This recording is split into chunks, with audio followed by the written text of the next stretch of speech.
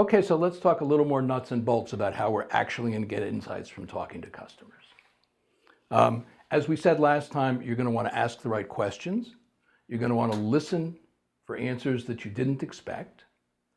You're going to want to think about the interviews before you do them and do work on them after you've done them.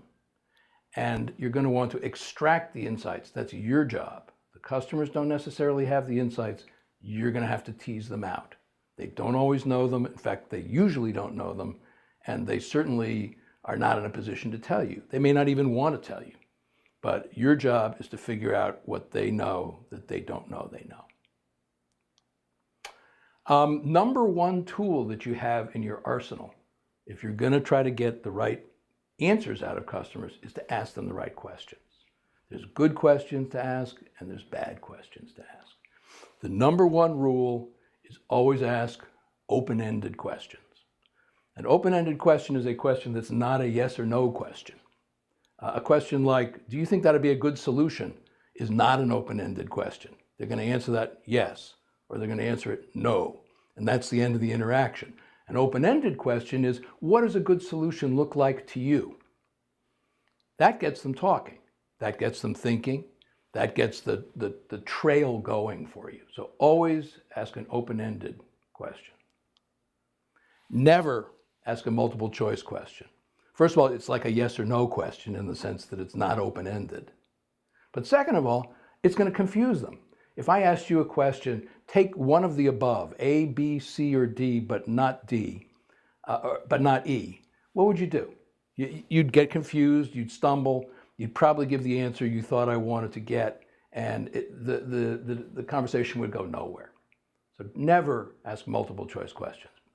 Big waste of time. The kinds of questions you want to ask begin with who, what, why, and how. The old reporters' questions. Reporters are always told to ask these questions, and the reason they're told to ask these questions is the same reason you should be asking these questions. It gets the story out of the people you're talking to. A who question is, who in your organization does that? Who approves that kind of purchase? Who do you have to go to get sign off on this?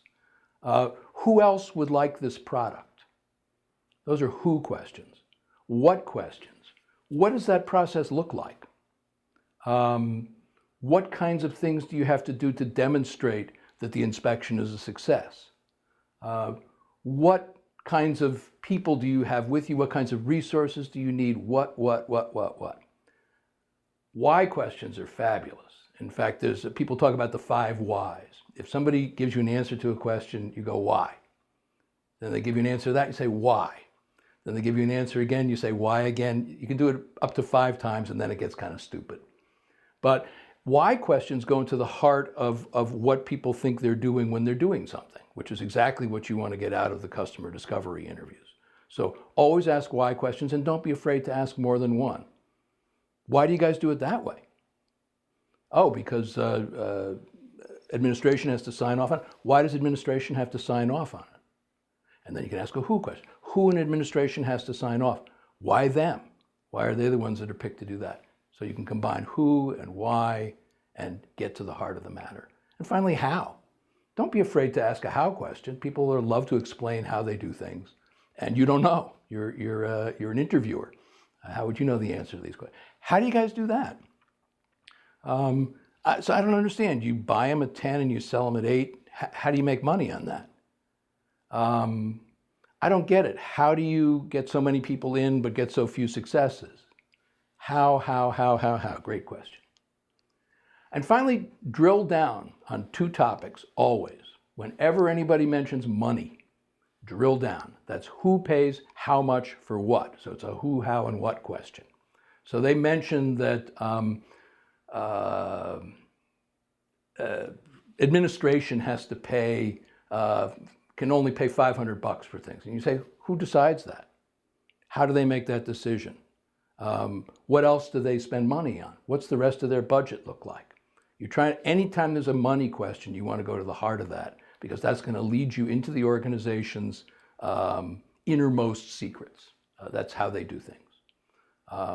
And whenever anybody mentions another customer type, which is something that we'll talk about next week, please follow up on that. A customer type is someone else who's involved in the decision. So somebody might be using a product, but they might not be the one who approves it. When they say so-and-so has to approve it, you say, oh, who are they? We have to get sign off from Fred about that. Who's Fred? What's Fred's role? Why does Fred do the sign off? Who does Fred report to? Blah, blah, blah. As you drill down into questions like money and other customer types, you'll get much more information about the situation there. And always finish with 2 questions. What did I forget to ask? Because sometimes there'll be something they're dying to tell you and you just haven't asked it. Oh, we forgot to mention that we've had 14 accidents in the last year, and 2 of them were fatal. Very interesting information, and they wouldn't have mentioned it if you hadn't asked them, what did I forget to ask? And then finally out, is there anyone else you think I should meet? You want to get at least 2 other referrals from everybody you talk to. Otherwise, you're going to run out of referrals, and you got to get 100 customers to talk to in the next few weeks. So always ask, is there anyone else you think I should meet? When you ask a question, sometimes the answers are not going to be what you expect. So do not ask questions that are rhetorical. What's a rhetorical question? A rhetorical question is a question, like I just asked, it's a question to which you already know the answer. Questions that begin with is, are, would, do you think, and should tend to be rhetorical questions. And you want to get around them. You want to ask how questions, who questions, and go on with that. Follow the 5 whys, as I said before. Don't be afraid of silence. If the person answers the question and they don't say anything, let the silence just kind of set there for a moment. Sometimes they'll say something else. They'll say, yeah, well, that's what we used to do, but we haven't adopted the new system yet. Oh, what's the new system? Who brought that in? Why did you bring it in? And therefore you get more information. And always, if you can, have someone else taking notes. It's a big job actually steering the conversation, listening, paying attention, reflecting back, listening for unexpected answers, all this stuff. It's too much to ask that you can do all that and take notes too. Always have a partner with you taking notes if you can. And then afterwards, how do you extract the insights? Facts are very interesting, but your goal is to uncover insights, and customers don't usually know their own insights. You have to find them. They can tell you how it feels to be them, but they can't generally tell you why. You need to discuss every interview afterwards and see what the insights are. What was he really saying there? And of course, these are the same questions you ask them. Why did he say that? Why didn't he talk about the other stuff? What did he leave out? Why did he look a little distressed at that point in the conversation? Why did he look really happy when he talked about the new system they were going to use? All those questions help you figure out what the insights are. You have to put them there. Interpretation of data is the core of customer discovery. And if you're not doing that, you're not going to find out anything except what you already went in there to know. You turn data into information through pattern recognition, and that means a certain amount of statistics. If one person says something, that's an observation. If 2 people say something, that's interesting. If 3 people say something, maybe you're on to something. If 10 people say something, I think you're on to something deep. That's why you want to do a lot of customer interviews, simply to get to the heart of it. If you do 100 interviews and you spread them over 5 kinds of customers, you only get 10 data points. That's not going to help you much. If you could focus on one customer segment and get 100 interviews with all of them, that'll get you a lot. That'll get you some statistically significant information. So make sure you spend as much time interpreting the data as you are in collecting it, and make sure that you're looking at things that are statistically or semi-statistically significant. You have to understand your own biases to do a job as an interviewer. If you're weak on business, your tendency is going to be to not ask business questions because you don't know anything about it. But that's exactly the wrong approach. You're exactly the person who should be asking business questions. If you're a techie, don't wallow in tech questions. They know, and you know all about the tech stuff. Go in, drill down on the business questions and ask them about those. That's where you're going to get your insights. Similarly, if you're weak on tech, if you're a business kind of person, ask tech questions. You want to find out why, how, Why do you use that process? Why don't you like it anymore? Why is it so expensive? And finally, you got to be aware of two kinds of biases that researchers know a lot: confirmation bias and small sample bias. Small sample bias we just talked about. It's pretty simple. If you get a small enough sample, like one person, that's not a trend.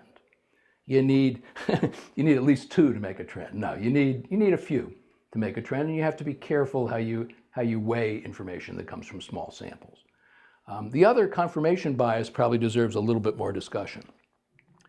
Confirmation bias is simply finding what you expect to find. Our brains are looking for comfort in the known. It's something that we already know. So typically, if you have a product and your product you think is going to solve a problem for a customer, you're going to be looking for evidence that the product solves the problem for the customer. And you're going to ignore evidence that tends to make you uncomfortable, that disproves that. So you have to work hard against your own confirmation bias, because otherwise you're not going to learn anything except your own preconceived notions. So these are the main points. Don't ask yes or no questions. Always ask questions like who, when, why, how much. Always ask open-ended questions. Get your informant talking. Listen for unexpected answers, things you didn't expect to hear. And you got to work to get the inside out. It's not there on the surface. And understand your own biases.